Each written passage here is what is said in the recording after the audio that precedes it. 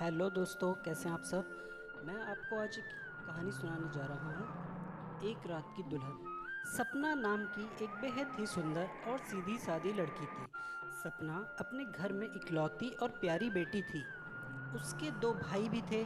उसके दोनों भाई भी सपना से बहुत प्यार करते थे और उन दोनों की शादी हो चुकी थी। सपना के बड़े भाई का नाम अभय और अभय का उसकी पत्नी के अलावा एक दूसरी लड़की के साथ चक्कर चल रहा था और वो उसके लिए कुछ ना कुछ गिफ्ट भी लेकर जाया करता था। लेकिन जब सपना को अपने बड़े भाई के चक्कर के बारे में पता चला तो उसको खूब डांटते हुए कहा कि भाई, एक लड़की की सब कुछ छोड़कर अपने ससुराल आती है और फिर आप जैसे लड़के उनको पीछे से धोखा देते रहते हैं। ऐसा क्यों भाई?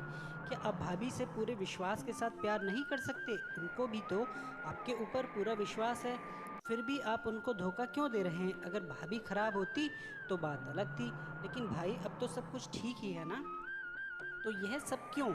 तभी यह सब सुनकर अभय अपनी बहन सपना से माफ़ी मांगता है और उस लड़की को छोड़ने का वादा करता है। इस बात से सपना बहुत ही खुश हो जाती है। सपना एक बहुत ही नेक दिल की लड़की है। कोई भी आदमी अपनी पत्नी को धोखा दे तो वह यह बर्दाश्त नहीं कर सकती थी। अब घर में सपना की भी शादी की बात चलने लगी। तभी सपना ने अपने दोनों भाइयों से कहा कि मेरे लिए ऐसा लड़का देखना जो मेरा सम्मान करे और मुझे कभी धोखा ना दे। अब सपना का रिश्ता एक सूरज नाम के लड़के से तय हो गया। सूरज देखने में बेहद स्मार्ट था और वह एक बड़े घर का लड़का था। सूरज जब सपना को देखने आया तो सपना ने बिना शर्माए ही साफ साफ एक सवाल सूरज से पूछा था कि क्या मैं तुम्हें पूरी तरह से पसंद हूँ और तुम्हारी कोई गर्लफ्रेंड तो नहीं? तभी सूरज ने साफ मना कर दिया कि नहीं, मेरी कोई भी गर्लफ्रेंड नहीं है और तुम मुझे पसंद भी हो। तभी उनका रिश्ता तय हो गया और 2 महीने तक सपना और सूरज दोनों ही एक दूसरे से फ़ोन पर बातें करते रहे। सपना सूरज के प्यार में पागल सी हो चुकी थी और वो अब सूरज के साथ खूब सारा प्यार करना चाहती थी, क्योंकि उसे उससे बेहिंता प्यार हो चुका था। तभी कुछ दिनों में सपना की सूरज के साथ बड़ी ही धूमधाम से शादी हो जाती है और आज सपना की पहली रात यानी उसकी सुहागरात थी। और शादी की पहली रात हर एक लड़के लड़की के लिए सबसे खूबसूरत रात होती है। सपना फूलों से सजी सेज पर अपने पति सूरज का बड़े ही बेसब्री से इंतजार कर रही थी और अब रात के 11 बज गए। सपना की जेठानी उसे सारे तौर तरीके सिखा रही थी और बाद में यह भी कह रही थी, देवर जी अभी आने ही वाले हैं और आते ही वो सीधा तुम्हारे ही कमरे में आएंगे। इस बात से सपना शर्मा जाती है और उसकी जिठानी भी वहाँ से चली जाती है। लेकिन अब तो रात के 2 बज गए मगर सूरज तो अब तक भी नहीं आया था। तभी सपना कमरे के बाहर जाती है तो उसकी सास बैठी टेबल पर अपने पति से बात कर रही थी। तो सास की नज़र जैसे ही सपना पर पड़ी तभी सास कड़क आवाज़ में बोली कि बहू, तुम जाकर सो जाओ, सूरज नहीं आएगा, वह अपने दोस्तों के साथ पार्टी मना रहा है, तुम सुबह उससे बात कर लेना। यह सुनकर सपना को बड़ा ही अजीब सा लगा। आज जिस लड़के की सुहागरात है वह अपने दोस्तों के साथ समय कैसे बिता सकता है? तभी इंतज़ार करते करते सपना सो जाती है। अब सुबह 6 बजे सपना उठती है तो सभी बाहर सूरज और सपना की ही बात कर रहे थे। सब ये कह रहे थे कि मैंने तो पहले ही कहा था सूरज की शादी सपना से मत करवाओ, वह उस लड़की को कभी भी नहीं भुला पाएगा, क्योंकि सूरज 5 साल से उस लड़की को चाहता है। अब सपना को हम क्या जवाब देंगे? सपना ने उनकी सारी बातें सुन ली थी। तभी वो बाहर आकर सबसे पूछती है कि क्या बात है और मेरे पति सूरज कहाँ हैं? बार बार पूछने के बाद उसकी सास रोते हुए कहती है, सूरज कहीं चला गया और वो तुमसे शादी भी नहीं करना चाहता था, क्योंकि वो 5 साल से एक अनीता नाम की लड़की से बहुत प्यार करता है और सूरज ने अपने पिता की जिद की वजह से तुमसे शादी की थी और वो परेशान होकर अनीता के साथ आज भाग गया, जिसमें लिखी है कि सपना, मुझे माफ़ कर देना, मैंने यह सब अपने पिता की वजह से किया था, लेकिन मैं अनीता के बिना नहीं रह सकता और सपना तुम किसी और लड़के से शादी कर लेना। यह सुनकर सपना खूब रोने लगी और वो सोच रही थी कि मैंने तो शादी से पहले ही सूरज से पूछा था कि उसकी कोई गर्लफ्रेंड तो नहीं, मगर सूरज ने मुझे झूठ बोलकर बहुत बड़ा धोखा दे दिया है। अब सपना इस सोच में पड़ जाती है कि मेरा क्या होगा। शादी नहीं होती तो कोई बात नहीं थी, लेकिन एक कुंवारी लड़की की ज़िंदगी बर्बाद करके कोई अपना घर कैसे बसा सकता है?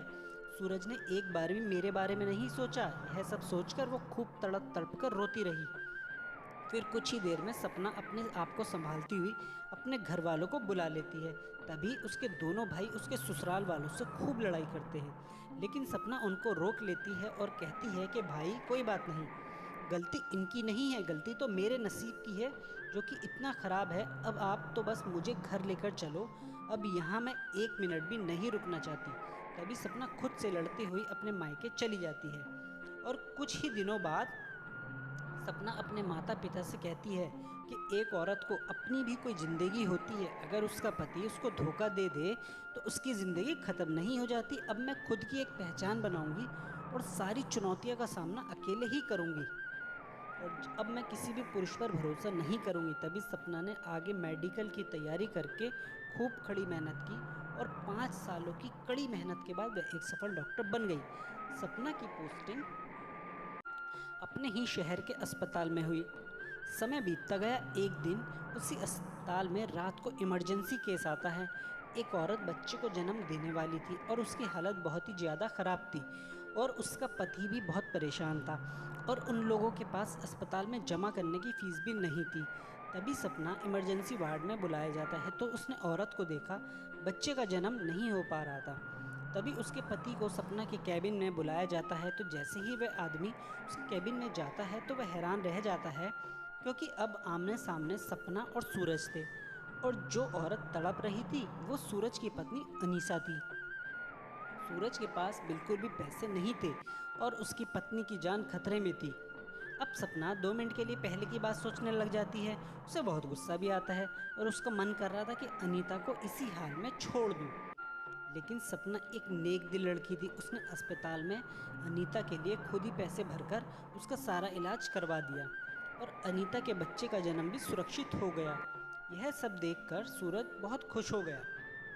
तभी सूरज सपना के आगे हाथ जोड़कर धन्यवाद कहता है और फिर माफ़ी भी मांगता है, लेकिन सपना आंखों में आंसू लिए कहती है, अगर तुमने शादी से पहले ही मुझे सब कुछ बता दिया होता तो सूरज मैं तुम्हें माफ़ भी कर देती, मगर तुमने तो मुझे एक रात की दुल्हन बनाकर ही छोड़ दिया, इसलिए सूरज मैं तुम्हें कभी माफ़ नहीं कर सकती। यह कहकर सपना रोती हुई वहाँ से चली गई। वाकई में दोस्तों, सूरज अगर शादी से पहले ही सपना को सब कुछ बता देता तो शायद उसकी ज़िंदगी भी बर्बाद होने से बच जाती। लेकिन सपना ने भी बाद में एक सफल डॉक्टर बनकर अपनी एक बड़ी कामयाबी हासिल कर ली। वैसे दोस्तों, सपना पर क्या बीती होगी यह एक लड़की ही समझ सकती है। आपका धन्यवाद।